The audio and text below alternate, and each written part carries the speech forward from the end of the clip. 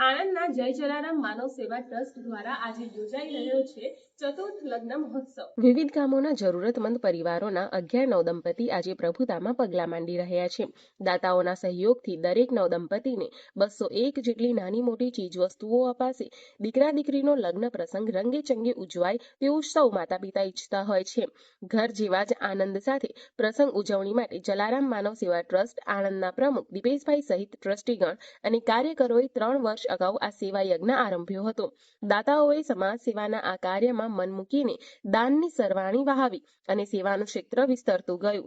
સમૂહ લગ્નોત્સવમાં સૌને સવારના ચા નાસ્તાથી માંડીને ભોજન, દીકરીને મોયરામાં લાવવાની પરંપરા, શાસ્ત્રોક્ત રીતે લગ્ન વિધિનું સુંદર આયોજન કરાયું છે। જલારામ માનવ સેવા ટ્રસ્ટના પ્રમુખ દિનેશભાઈ પટેલ સાથે આજે આ પ્રસંગ વિશે આપણે વાત કરીએ। ટ્રસ્ટ દ્વારા છેલ્લા 5 વર્ષથી આ સમૂહ લગ્નોત્સવ કરવામાં આવેલ છે, જેમાં આજે ચોથું સમૂહ લગ્નોત્સવ રાખેલ છે, જેમાં દાતાઓ તરફથી એક દીકરીને કરિયાવર પેટે 202 જેટલી ચીજ વસ્તુઓ આપવામાં આવેલ છે। જે ભાવિક ભક્તોએ આપેલ છે તે સૌનો હું આભાર માનું છું।